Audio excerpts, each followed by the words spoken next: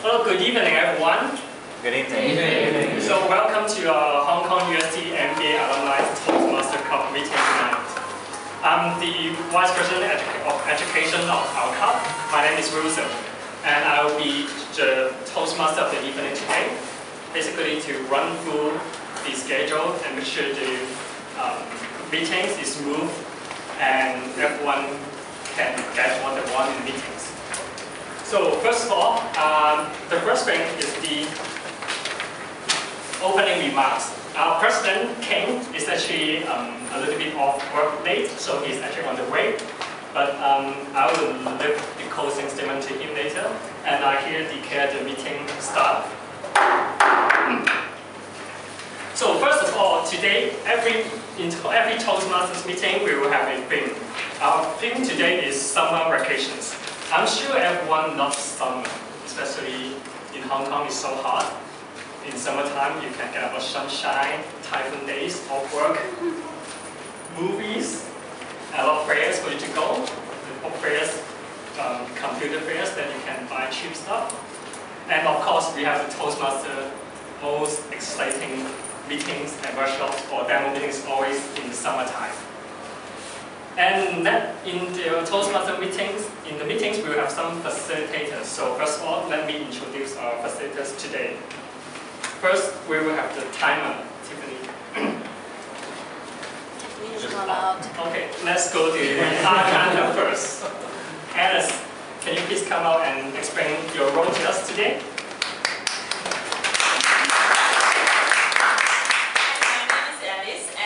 I'm an art counter. I will count whatever sounds unnecessarily repeated in a word while you are speaking. So that's my role. Yeah. And she's going to give us a recap. Next, we will have the grammarian. Today, our grammarian is Cindy. She will also introduce us the word of the day.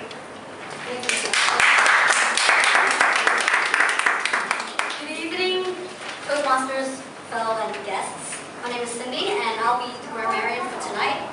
Now, the job for me tonight is actually to mark down and make note of the language usage. So what that means is I'll be scrutinizing every word you speak, or your grammar, or how you speak, or any misusage of words and stuff like that. Now, one important part of the grammarian role tonight is that we have the word of the day, and today I have a word which is called scorching, which is an adjective, and the definition is burning and very hot. Does anyone know this word? Yes. Yes? Scorching weather. Yeah! It's perfect for tonight's theme. Now, I'll just give you a quick example. The scorching July sun made it unbearable to go outside. So that's just one example that you guys can bear in mind.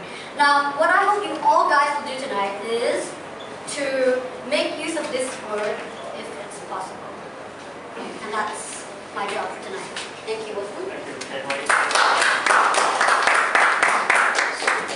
And last but not least, we will have the timer, Tiffany.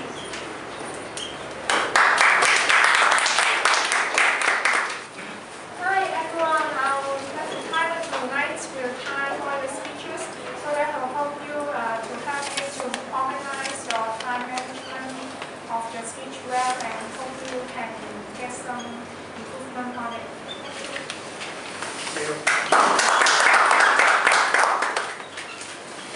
So everyone should have an agenda and a balance sheet.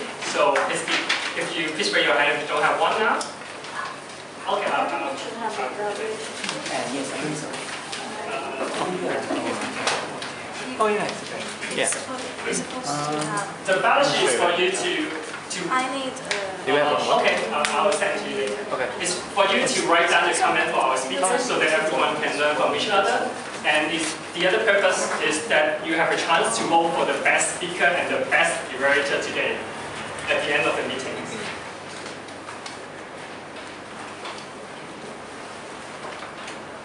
Okay, let's go to our exciting part, the prepared speech. This is our first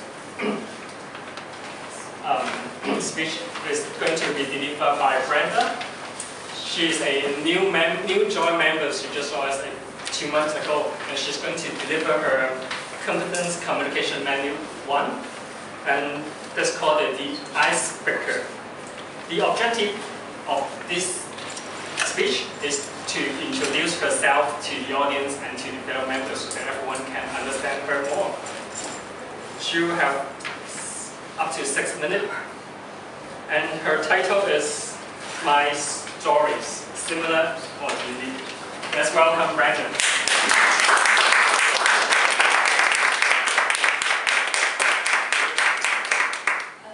Good evening, dear fellow members and guests.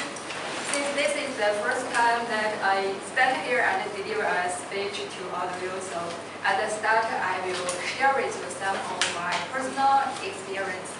And I do believe that everybody has some personal stories that make him or her common to others, or he also has some stories that make him unique or different from other people.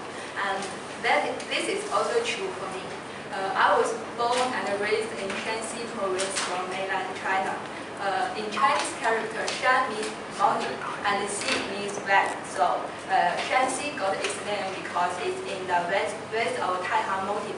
For your information, there's another province, it's called Shandong province, because it's in the east of the Taihang Mountain, and the Dong, of course, means east. So for me, I actually have a very similar growth path to most of people. I took in the year 2004. I took the China College Entrance Examination, and after that, I went to the Peking University for a bachelor's degree. So during that 4 years at the university, I was a good student.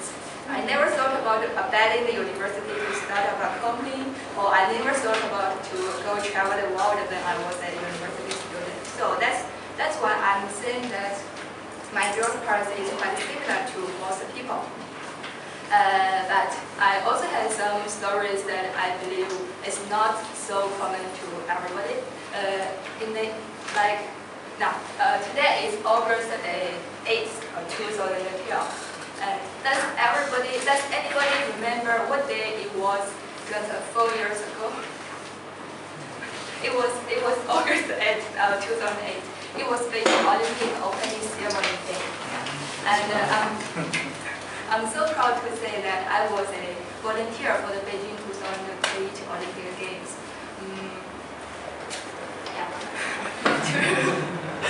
I worked at the National Stadium. It's also called the Bird's Nest. Both the opening ceremony and the closing ceremony were hosted at the Bird's Nest.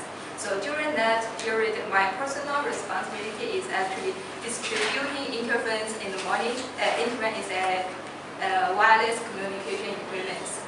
Recollecting them back in the evening and getting them fully charged. That sounds pretty easy. It was not difficult actually, but the major challenge is considering the large user base. Sometimes we had to act very quickly because, like, if the morning session starts at 8 a.m., everybody comes, just rush into the office to get their interphones during the 7:30 to 8. So we had to act quickly to get all the accessories installed, to distribute them to people, and also to make the right records. Besides that, I got a lot of time to walk around in the National Stadium. So actually during that period, I think the whole city was ignited by the games. The Beijing people were quite supportive to the Olympic Games, despite that there is some inconvenience caused by the games, like the traffic control issues. Then immediately after the Olympic Games, I came to Hong Kong for further study.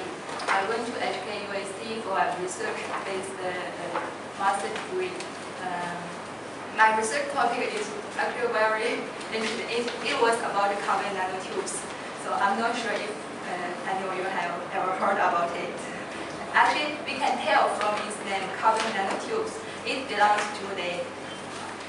to the carbon family, and its structure is, it has a tube structure. Its diameter is in nanoscale. That's why it got its name.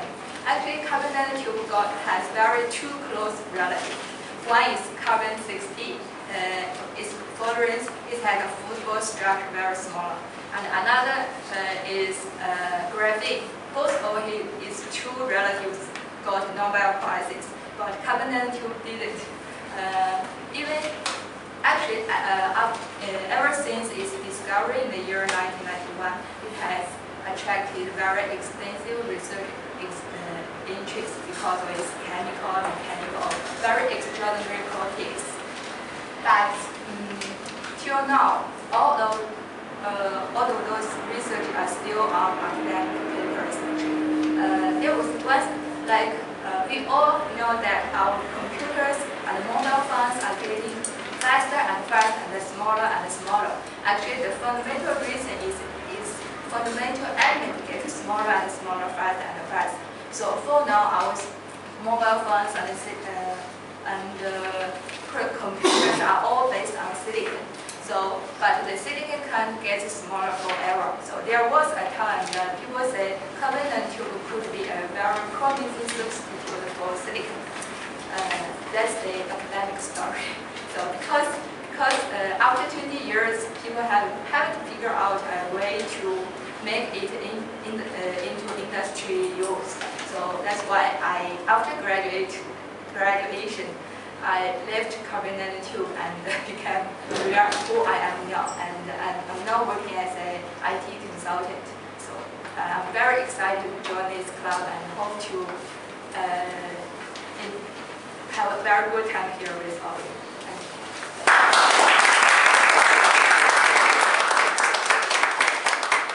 Thank you, Brenda, for giving her very first speech, and this is very unique about herself and her background. Everyone can talk to her in the break and understand more about the technologies if you're interested. The second speaker, Harry, is going to do his Commons Communication Menu. Wait a minute. We will have 1 minute of silence so that everyone can write down some comments for Brenda on the balance sheet. If you don't have the balance sheet, please raise your hands up.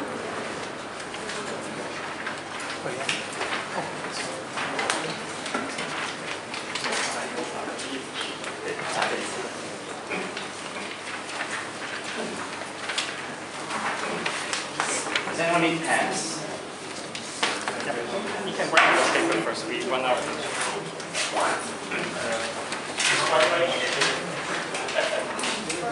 Anyone need papers or writing comment? What do you actually think? I can use it. Yeah, it's okay. No, it's okay. Oh, okay. That's fine.